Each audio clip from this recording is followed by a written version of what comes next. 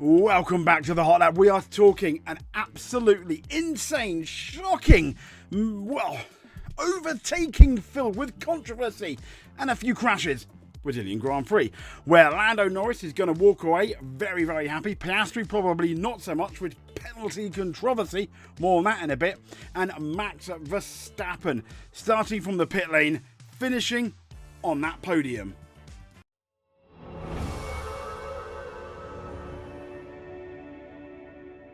So let's talk about Lando Norris, the winner of the Brazilian Grand Prix, the dominator of the Brazilian Grand Prix 2025.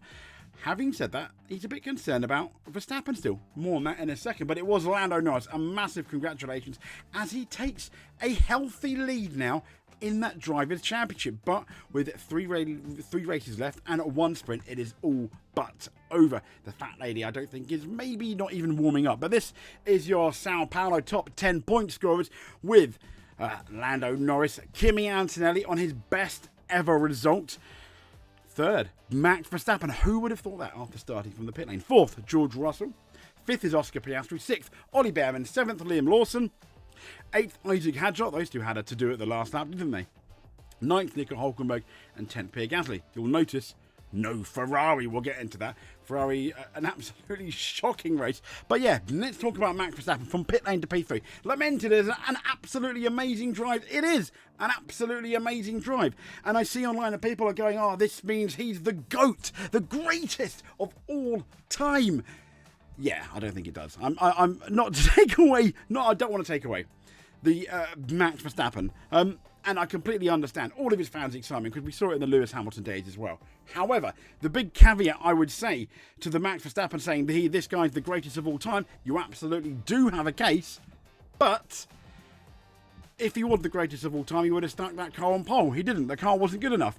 Ergo, Max Verstappen, he had to rely on his mechanics, quite rightly so, who spent, and he thanked them overnight, sorting that car out, putting that new engine in, aka Lewis Hamilton 2021, and he had an absolutely awesome car. The mechanics sorted that car setup to allow Max to show us how good he really is, because as we know, and as we've learned with Lewis Hamilton, Max Verstappen, Sebastian Vettel, and many, many, many other drivers, Michael Schumacher, 2005, for example, if you don't have a really good car, you're not winning, no matter how good you are.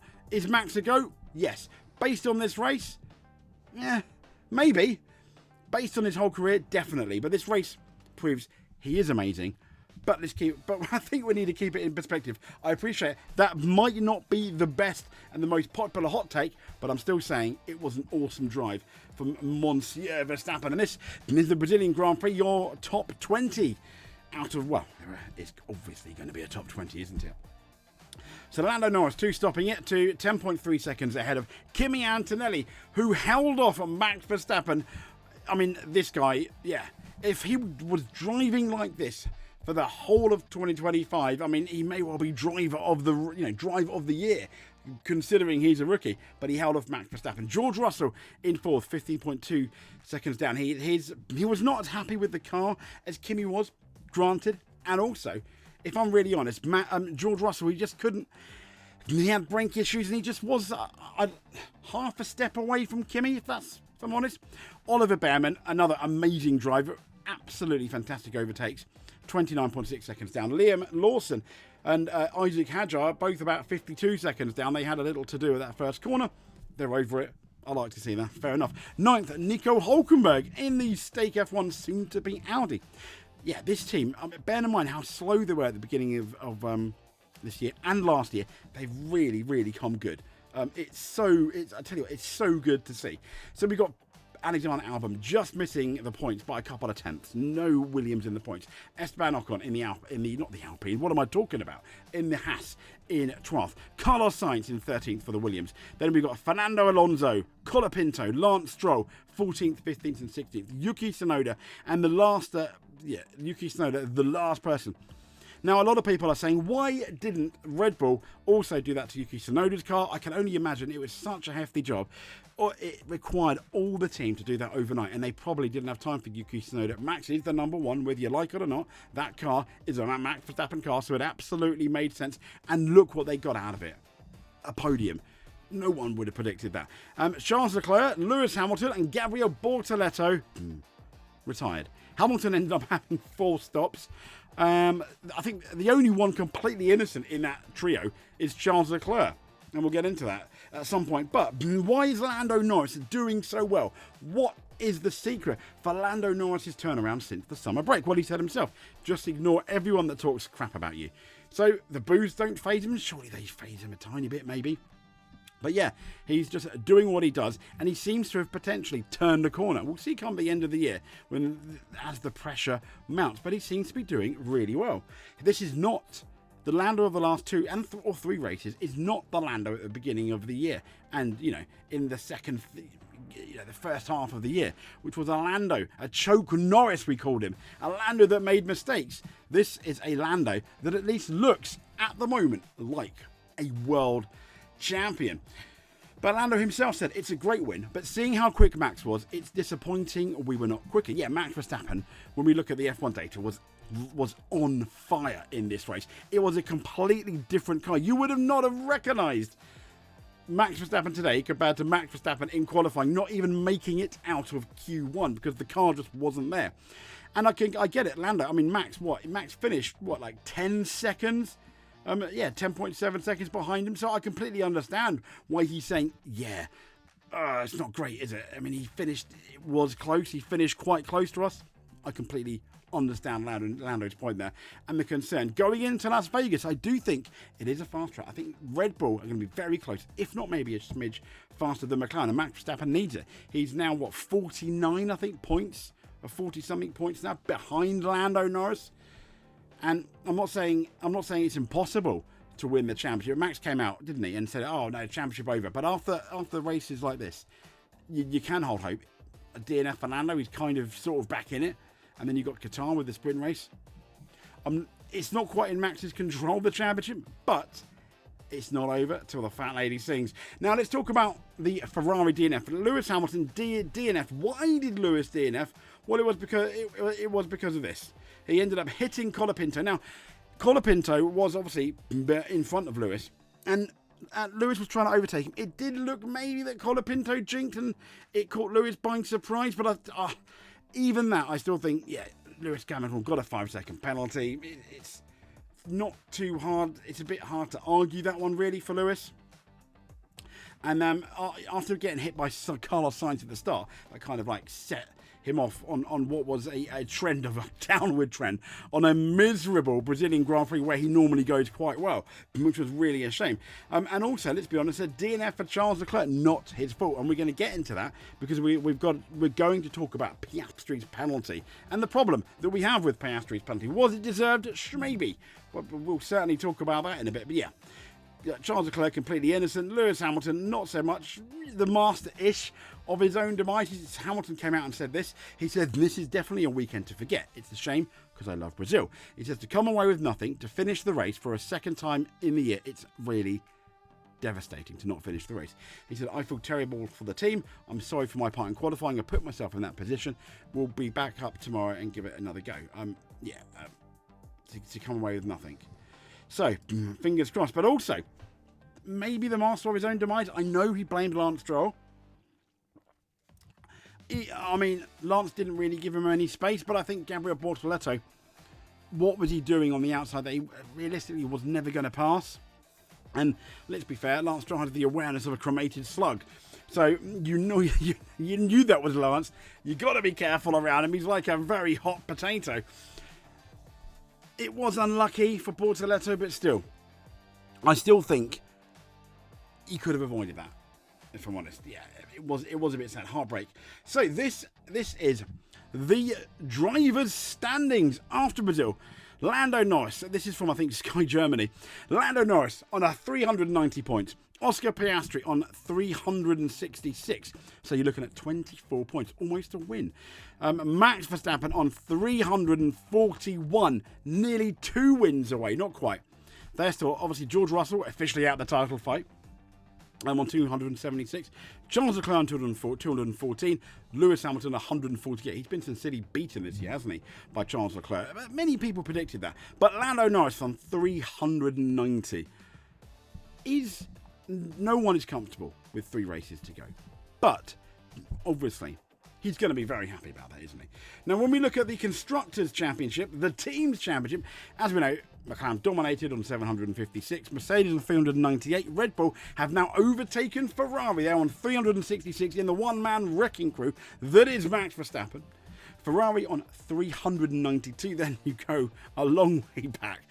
But still very good. Williams on 111. I can't see them being beaten in the next 3 races. I think 6th is almost secured. Racing Bulls in 6th on 82. So these are crazy stats. And it was Lando Norris in Brazil. Absolute domination almost. FP1 he was first. SQ1 first. SQ2 second. That was his only second session, in the session. SQ3 P1. Sprint race P1. Q1 P1. Q2 P1. Q3 P1. The race P1. Almost perfect, but sprint qualifying too, where he was second. I think to Oscar, I'm not sure. But yeah. But what a race. What an absolute race for Lando Norris. And another interesting stat. Lando Norris is the first driver in F1 history to have his first 11 wins come at different circuits. Interlagos, Mexico, Hungary, Silverstone, Austria, Monaco, Australia, Abu Dhabi, Singapore, Zandvoort and Miami. Can he add Las Vegas and Qatar to that and make it, maybe an unlucky 13? Maybe not if you're superstitious, but there we go. So, this is the pointless, Autosport have sent this out, and this is the most pointless stat of the weekend. They've actually gone out and go, look, Kimi Antonelli has scored more points than in his rookie year than Lewis Hamilton. Okay. When you got 10 points for winning 2007 and 25. I mean, what a pointless, stupid stat. Come on, Autosport. I mean, I've subscribed to them.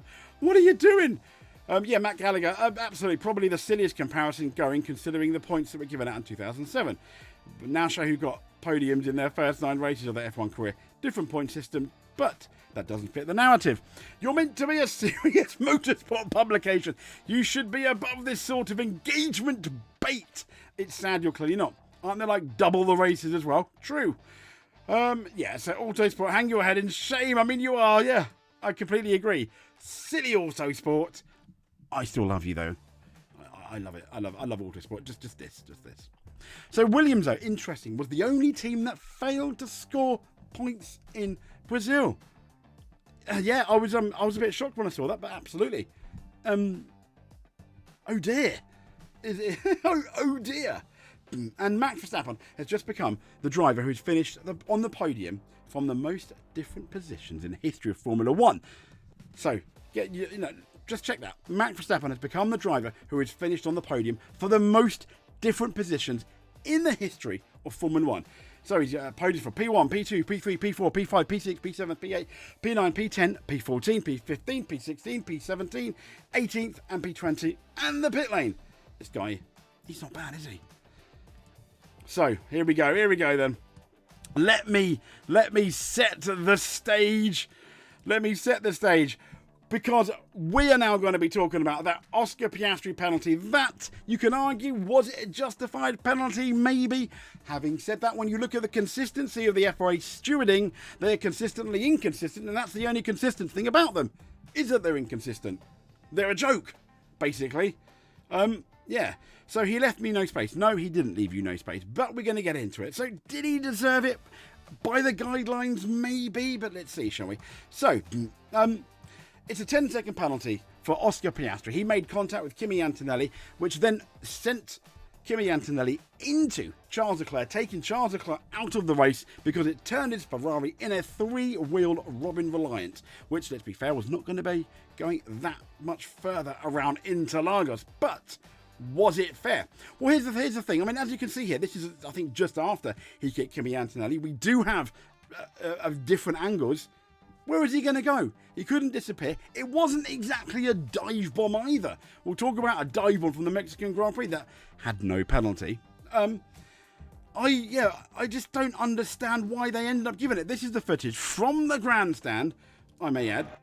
I'm just going to sort out the volume. Here we go. So there's Lando leads, and they can say all 3 of them here. You've got Charles Leclerc, you have Kimi Antonelli, and Oscar Piastri.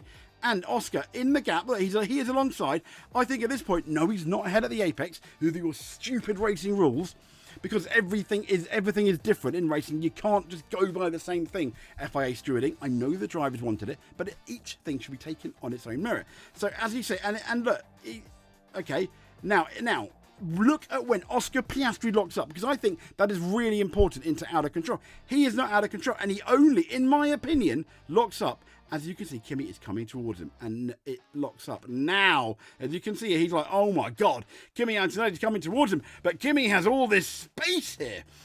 And oh my God, oh no, and look, he's still avoiding him. He's looking up to trying to avoid hitting Kimi Antonelli. But no, Kimi keeps coming across, and at some point, you know, two does not go into one. And at this point, where can Oscar Piastri go? Absolutely nowhere. And even here, even at this point, he can't back out of it, can he? And then kabonk, and then katoosh, and then yeah, they just go flying. You know, Charles Leclerc goes out of the race, and it's just really, really sad. Let's have a look at that. He's going. He's locking up because Kimi's squeezing him, and he's like, oh no, there's nothing like. Yeah. There's nothing Oscar Piastri, I don't think, could do. Does he deserve a penalty? Was he out of control? Yes, but I say he was out of control at the point where Kimi Antonelli ended up squeezing him. Maybe Kimi Antonelli didn't know. Here's a picture. Oscar. Kimi. Can't really go anywhere else, really, can you, mate? And there's Charles Leclerc. And then two of them would have been hit. One of them out of, these two would have been hit. Charles Leclerc, in about 1 second, was going to go out of the race. But this is the Sao Paulo Grand Prix stewarding decision. And let's have a read, shall we? So, the stewards reviewed the video and in-car video evidence. At the safety car restart on lap 6, car 81, Oscar Piastri attempted to overtake car 12, Kimi Antonelli, on the inside of turn 1. Now, in doing so, Piastri did not establish the required overlap prior to and the apex. This is what I'm talking about. It's absolutely ridiculous racing rules. Because if Oscar Piastri decided not to brake, he would have made the apex before Kimi, but hit them all. It's so silly. As his front axle was not alongside the mirror of car 12, ridiculous again, as defined in the driving standard guidelines for overtaking on the corner. Get rid of these guys, burn them. I mean, we have on November the 5th every year where we burn an effigy of Guy Fawkes. I think we should have burnt the effigy of the FIA stewarding racing rules, because that's all they're good for. So, Piastri locked the brakes in as he attempted to avoid contact by slowing. Well, no, Oscar Piastri was being squeezed by Kimi Antonelli, but was unable to do so, and made contact with Antonelli. This caused Antonelli to make secondary contact with Charles Leclerc, who was positioned on the outside and forced to retire. Really, really sad. Piastri was therefore wholly responsible for the collision. Was he? 10-second penalty and 2 penalty points are considered appropriate. Competitors are reminded that they have the right to appeal. I don't think McLaren are going to appeal, but once again, the IQ level of the people, the stewards, these are the stewards there, including Pedro Lamy, Luciano Berti.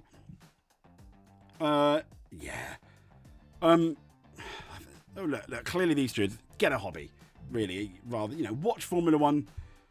Just watch it on the TV, or maybe in the grandstands, I think, and then end it there in terms of what you guys end up doing with Formula One. Because here is the Mexican Grand Prix, and I'm going to use an example here in relation to Max Verstappen and Lewis Hamilton.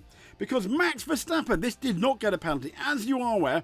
There we go. Now, he doesn't lock up, to be fair. He doesn't lock up. But he goes there. It is a dive bomb, and I think it's more of a dive bomb than the Oscar thing, because I think Lewis probably was unaware he was there until the last minute. But oh my gosh, I mean, yeah, he is alongside, but then suddenly he hits the curb, and then oh no, he's out of control and hits Lewis Hamilton, and Lewis Hamilton goes off. He's out of control and hits Lewis Hamilton, but Piastri was out of control, albeit not locking up. The only difference was Max Verstappen was wholly alongside him, and the only reason he was wholly alongside Lewis Hamilton is because he braked so late. He was pretty much not in control of the car, and then knocked Lewis Hamilton off the track, and then Lewis Hamilton did the same.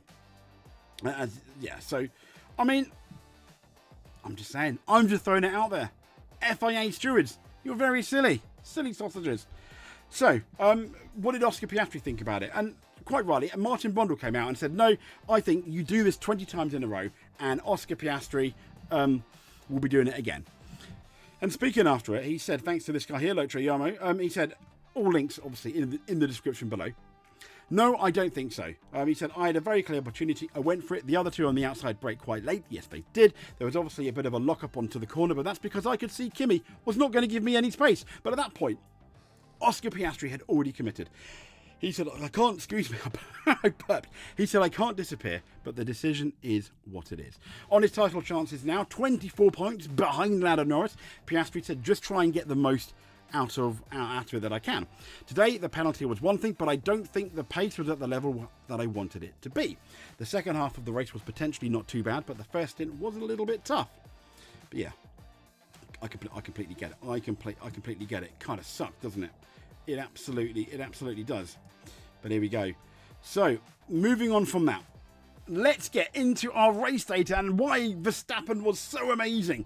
I mean, as you can see here, he had the fastest speed, bar none. Lando Norris second.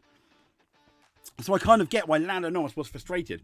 It was a good win, but why the absolute heck there was Max Verstappen in relation to a burst tyre, not burst tyre, but a puncture he had to pit, starting from the pit lane, still coming in third and just over 10 seconds behind us, like 10 point something.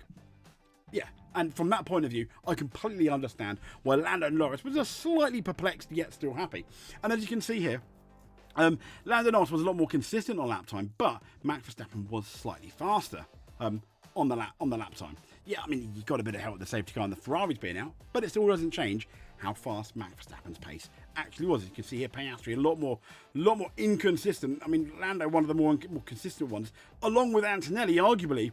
When you look at that, he was more consistent. If not, wasn't as fast, potentially, but he was more consistent. Then you got George Russell here, who was slightly less consistent, probably because of the issues he had with the setup. He wasn't that happy with the car, and also he had that brake issue towards the end. Obviously, I don't think they got the clip, but poor Lewis right at the back here. Yeah, he was going to be slow. From lap one. Then he had all that floor damage, and when he did pit for the new tyres, he was initially quite fast, but then sadly, too much damage. He was sliding the car, damaging those tyres, and that was pretty much it for Lewis Hamilton. So, but what also is really good is Behrman. I mean, look at that. He's not bad. He's more consistent than Russell there. And in terms of he's not as fast as Lando, he's more consistent than Verstappen, albeit Verstappen did ultimately come from the back. So that's the race pace. Here are the tyre strategies though. Lando Norris pits on lap 30, started on mediums, went to used softs, onto lap 50, and then went on to the used mediums. Yeah, he had the race in control, realistically, I think, from lap 1. Kimi Antonelli started on the softs. It was worthwhile giving it a go. It reminded me of Max Verstappen starting on the softs at Singapore. Didn't quite get the jump on Lando Norris. Lando nailed the start again. He's not getting too bad, but I digress. This season he's been shocking at the starts, but something has obviously clicked with Lando Norris. And then he pitted on lap 47. And now Max Verstappen started on the hards, realised, these hards are absolutely rubbish. So then went on the mediums on lap 7, went on the mediums again on lap 34 to lap 54. He was leading at one point. I mean, this guy started from the pit lane and he was leading. They were talking about Max Verstappen having a legit chance to win this race, which is amazing.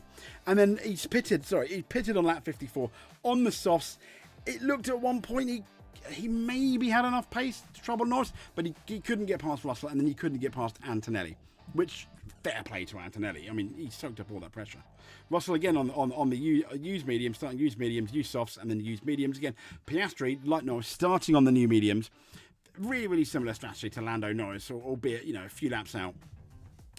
On the softs, he was on the softs for a lot less, and then pitted again on lap 51. I mean, they're your big guys. You go all the way back there. Leclerc ended on lap 6, sadly. Of the other hard-tired runners, they didn't really do too well. Stroll and Alonso on the hard tyres. Was it because they realised that their car kind of sucked around Brazil in terms of it just wasn't fast enough, and they wanted the hard tyres? I imagine Aston Martin initially at the start of the race were viewing, we're going to go absolutely as long as we can, and the hard tyres were just too slow. The hard tyres were absolutely too slow. Now look at Lawson and Hadjar. I mean, Lawson just basically one stop on 19, hard tyres all the way. Hadjar, soft, you soft, pitted lap 18, you use mediums. So he pitted, he had 2 stops, and he managed to still have a fight with Liam Lawson at the end, which was really good. I mean, solid, really, from both racing bulls. But here we go. The gap to Verstappen is fastest. Norris was 0.030, 300 slower. Piastri about a tenth. Antonelli just shy of a tenth and a half, and those three really, really consistent. And this is where you see, as I mentioned, that George Russell definitely had a bit of an issue, because he was like just over a tenth in terms of consistency, slower than Kimi Antonelli. And we normally see George Russell doing better. Kimi Antonelli obviously being the rookie, but Kimi really, really nailed it in Brazil. And this is a race where George won. Remember, don't forget, he won here in 2022. So yeah, this was obviously the wibbly wobbly. I mean, because it's the Brazilian Grand Prix, look at it, it's just a mess of colours. I mean, the only one that's really easy to follow, I think, is maybe Piastri and Lando Norris. But even Max, it's even hard to see Max Verstappen. There he is.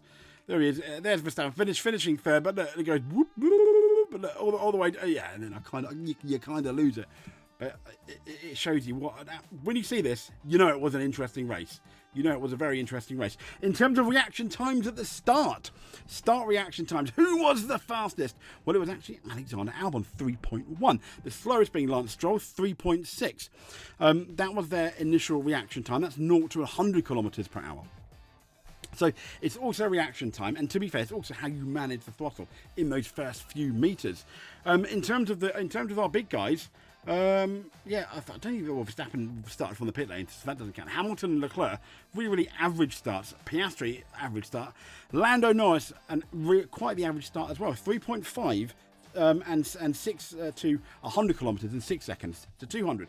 Kimi Antonelli 6.1, which was kind of good because Kimi was alongside him and had the inside. So well done to Alexander Albon having the fastest start. The slowest start, Stroll, but the second slowest, Oscar Piastri. Yeah, 3.5 initially, and then 6 seconds. So, well, to be fair, quite similar-ish to Lando Norris. But there we go. Now, pit times. Well, the slowest pit time with Ferrari on 31.48 seconds. They had to fit the nose, didn't they? Had to fit the nose. The average Red Bull, 26.8. I think that's once again changing the tyres. Maybe they're doing something with Sonoda. I forgot. McLaren weren't exactly fast as well. To be fair, in terms of Lando Norris, they just needed to not mess it up. I mean, how many times have we seen McLaren mess up a pit stop? The fastest, though, to be fair, was Albon, 22.9. I mean, they predicted between 21 and 22 seconds from, the pit lane to pit lane exit. And to be fair, well on Sauber, VCARB, Mercedes, Aston Martin, Williams, all within, like about a second of each other. And then you had Haas, Alpine, and then the outliers, McLaren, Red Bull, and obviously Ferrari. But McLaren and Red Bull, that's just a bit weird. You'll have to almost look into that. Again, top speeds. Well, 346 with Max Verstappen. Now, that tells us two things. Obviously, they changed the setup. Maybe they lowered the wings a tiny bit, but he had the new engine, full engine. Now, when you've got a new engine, you can decide basically on what mode you want it in, sort of, and that obviously affects the life. We're towards the end of the year. He probably has other engines in the pool. I believe this was a new engine, so they absolutely could have ramped it up, very similar to Lewis Hamilton's fantastic race in 2021. Again, where the engine did give them an advantage, but I also think they had they worked on the car. I imagine they worked at the simulator back at Milton Keynes and made a fantastic car for a fantastic driver. 312 Leclerc, slowest, but that's probably without the DRS and stuff. Even Hamilton 343. Norris, though, was interesting, was really slow on 328. Once again, he was the leader, probably didn't have DRS. And Piastri 337, so 9 kilometers per hour faster than Lando Norris. So there you go. So again, we got the top speeds in a slightly different way, but yeah, Verstappen is so fast. Once again, I think absolutely justifying that engine change. These are obviously, it's another view of the pits, and this is the average gap to Lando Norris. But really interesting stats there, and as you can see, Verstappen was the fastest person. So we've kind of explained his speed by Red Bull realising they qualified 16th. They're putting Max Verstappen in Parc Fermé. They're breaking Parc Fermé conditions, so out of Parc Fermé into into the Red Bull garage and changing the car, which worked fantastic. Yes, he had a pit lane start. Yes, he ended up avoiding a lot of the accidents. People were falling aside. It was like Moses and the passing of the sea in some ways for Verstappen going through. People were pitting. People were crashing into each other. Verstappen was avoiding it. Doesn't make it easy though. Yes, Verstappen had a faster car, but he still has to go. You still got DRS trains. The DRS here did work well, but even with the DRS trains, he made it through, which was saying something. And the fact that he started from the pit lane, he made McLaren sweat, and at some point he led the race, is absolutely amazing. But when you look, he had a faster pace than Lando Norris. And as I mentioned, because they worked on the car and they had a higher engine mode than they normally would have done, in my opinion. And Max Verstappen just made it work, which is absolutely amazing. So, there we go. Last but no means least, then, we are getting into our driver winners and losers. Who sucked and who didn't at the Brazilian Grand Prix? Well, here we go. So who was last? Yeah, I'm sorry, Bortoleto. You're kind of at the back. It wasn't completely your fault, but you could have, unlike I think Piastri had really committed, it was a silly thing to do, maybe a bit desperate, and it was such heartbreak for you. I'm so sorry, but there we go. Now, next up, this man here, I mean, he wasn't great in qualifying. He had that mistake, albeit it was a difficult one to judge, because if you look at it, yeah, Colapinto did kind of jerk when Lewis Hamilton was behind him on the start-finish straight, trying to pass him, and still, yeah, it's a hard one. It's a hard one to justify. Lewis, again, kind of the master, a bit like Gabriel Bortoleto, of his own demise, and that just sent him backwards and ended up with him, you know, going out the race. Did it need a 5-second penalty? I don't really know, but there we go. Hopefully better next time in Las Vegas, where he finished second with George Russell. But yeah, disappointing weekend, disappointing race for Lewis Hamilton. Next up, we have got Yuki Tsunoda, who finished 17th at the points. Now, if you look at Max Verstappen, yeah, it's the same car. He did much better, but then Yuki wasn't afforded the braking park from a rules that's all work in your car, simply because, as I've mentioned before, is it favouritism? Absolutely, it is favouritism towards Max Verstappen, but understandably, because Max Verstappen gets the job done, but it also then hurts Yuki Tsunoda more. So Yuki Tsunoda doesn't, I think, have the most up-to-date Red Bull. It's nearly up-to-date, but not quite. But yeah, disappointing. Also, Franco Colapinto. I don't know why he's up there, so I'll talk about you in a bit, Franco Colapinto, because I actually think he had a fairly decent one. Next up then, after Lewis Hamilton, let's have a look, shall we? Yeah, a familiar face in the guise of Lance Stroll. What can I say? Very average. Not great, but yeah. Now we can talk about Franco Colapinto. Average, yeah. Not great, meh. Really, I mean, he was quite fast at times, but yeah, I was just a bit disappointed, really. Carlos Sainz. Carlos Sainz is next up. So, I mean, the Williams didn't really do that much of a great job, did they? They threatened to get some points in relation to Carlos Sainz, but no. And Alexander Albon, they were maybe in a position. It just, whatever happened, it just didn't really work out for Carlos Sainz at all. So there we go. Next up, we've got Fernando. I believe it's Fernando Alonso, finished 14th. Ironically, his number. Again, yeah. I mean, even with fighting with Max Verstappen, he just let him by. I understand why, in a way, you don't want to fight people, but I always think, if I was a team boss, I'd want you to fight. That even if it's the fastest car, try and put up a fight. Because you never know if that fastest car then gets a penalty or something later. But then, you as other people say, if you fight someone that's going to come past inevitably, you're going to hurt your race. I don't know. I mean, imagine saying that to Jules Villeneuve, or Nigel Mansell, or Ayrton Senna. Ridiculous. Absolutely ridiculous. So, next up we've got Esteban Ocon, who finished 12th. I mean, again, ruined in a way by Alexander Albon. And they did have a fairly solid car here, so I think you'll be somewhat disappointed. Just a bit like this man here. As in Charles Leclerc, he only lasted 6 laps. He was doing all right. I kind of put him here. I don't want to say it's really a negative. It's more of a meh, unclassified, if I'm honest. Really, simply because he didn't really feature in the race. But he did nothing wrong. And he was looking all right. he was looking okay and potentially on for a podium, but who knows? We will never know now. Again, Alexander Albon, the man that finished 11th, just missing out on a top 10. Yeah, disappointing. Again, slightly disappointing, if I'm honest. Yeah, really. So we've got next up Nico Hülkenberg. I think we're looking at the good stuff now. And yeah, again, in the Audi, really, really good. A solid race, which, you know, I think, is his car that fast? I don't really know. Yes, I know, in terms of physics, you can only go as fast as the car, but I think he absolutely got the absolute maximum out of his car. And next up is Pierre Gasly, who finished 10th. He finished behind Hülkenberg, he finished 9th, but simply because that Alpine has not been the best car, and I still don't think that Alpine is potentially one of the slower cars in Brazil, and like Hülkenberg, I think Gasly once got the absolute maximum out of his Alpine and did brilliant.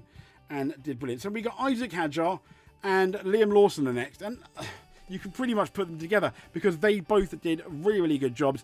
Isaac Hadjar made the two-stop work and caught up with Liam Lawson. They had a wham-bam battle, and I tell you what, if both of them were doing this year in a lot of the races, I appreciate the car is not that good everywhere. Surely Red Bull are going to be like, yeah, maybe we keep these pieces, maybe we keep these drivers, and Lindblad has to take a year out, for example. But yeah, I'm not too sure. So we've got Oscar Piastri, who simply didn't have that much pace. At one point it looked like he was going to challenge Lando Norris after his 3-into-1 move into turn 1 after the safety car, which we've spoken about in relation to the penalty. Yeah. But I think I still expected better. When he came out on the mediums, behind Max Verstappen, who was on the softs, I know there were used mediums, but I really thought, with George Russell struggling, I was disappointed that he couldn't at least finish 4th, which is obviously why I've put him here. Yeah, that was really disappointing. So Oliver Behrman finishing 6th, another points finish. And what I loved about him, there were really decent overtakes. There was almost like a dive bomb. I think it was on Liam Lawson. It was definitely, I think it was one of the racing boards. But it was absolutely perfected. I mean, he is just, I think, now we've got into the second half of the season, he's just the right amount of aggressive. He's had an absolutely stonking weekend in Brazil overall. And yeah, Haas must be really proud, especially going into 2026. This guy is looking awesome, and he's completely dominated in the second half of the year his teammate Esteban Ocon. So George Russell, while I think George Russell will be disappointed, he didn't quite get comfortable with the car like Kimi Antonelli. He even tried it on the mediums, if you remember, in qualifying, but in the race he had a brake problem, and the fact that he held off a much faster Oscar Piastri, the Mercedes is good at holding people off, aren't they? But he held off a much faster Oscar Piastri, I think, is a really good thing. Bang tidy George Russell. He finishes, we're into the top 4 now in our drivers. Brilliant. Now in third, yeah, he won the race. He did a really good job, but it was one of those like classic old Vettel Verstappen start from pole, and mostly he was kind of unchallenged. He passed Verstappen at one point, but Verstappen didn't really fight it. He had a 10-second lead. At no point in hindsight now, at times it looked like he could, but at no point in hindsight was Lando Norris really challenged that much in the race. Not that I'm saying it's easy to win the Brazilian Grand Prix, but that's why he's third. This guy is in second. Well done for your first podium. And the reason this guy is above Lando Norris, who did beat him, simply because towards the end he soaked up all that pressure from a 4-time Max Verstappen, the 4-time world champion, who no one else could really resist. And he did. For like a good 3 or 4 laps, Max Verstappen tried his best. Maybe Max Verstappen's softs wore off, but he was still in the DRS zone within a second, in the mirrors of Kimi Antonelli, scaring Max Verstappen.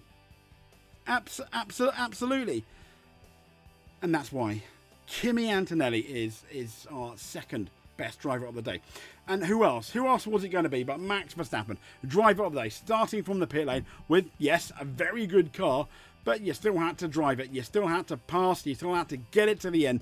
Get it to the end he did, from pit lane to podium, in spite of a extra pit stop for a puncture. What more can we say? Max Verstappen, you are our driver of the day. brilliant. Has it saved his World Championship? I don't know, but it certainly suspended McLaren being too comfortable about one of their drivers being World Championship as we head into Las Vegas. I think Max Verstappen did absolutely everything he can. You could not have asked anything more from Max Verstappen or Kimi or Lando, but Max was absolutely on a tear. Well, yeah, what can I say other than well done, Max Verstappen? So I'm going to leave you with this happy face of Lando Norris, your winner for the Brazilian Grand Prix. Maybe not your driver of the day, the man that's now 24 points in the lead of the championship over his teammate, 49 points I think over Max Verstappen. I still have no idea who's going to win this championship. I mean, anything can happen in the next 3 races. Is Norris the favourite? Well, he's the guy leading the championship by nearly the best, nearly a win. But we're going into Las Vegas. And I think if he beats Max Verstappen, if he finishes first, Max Verstappen I think finishes third. Maybe I need to have a look at the maths. That means Max Verstappen is going to be, I think, out of the World Championship. But we'll have to see. Because he'll be more than 50 or something points. Because remember, Qatar's a sprint race. Yeah. So anyway, I digress. If you made it to the end, please give us a lovely subscribe. If you are not, hit that notification button so you do not miss a video. Thank you so much for watching this. I really, really appreciate it. If you've made it to the end, we are not worthy at all. But thank you. It is, I can't understand how I appreciate every like, every subscribe, every comment brings a massive smile to my face. It's not easy organising all these videos. I came back after watching it with my mum, who, we both watched Formula 1 together, my mum and my brother. We love it. And it was what more do you want? It was a really entertaining race. But until we meet again, thank you very much. We'll speak to you soon. But above all else, stay safe.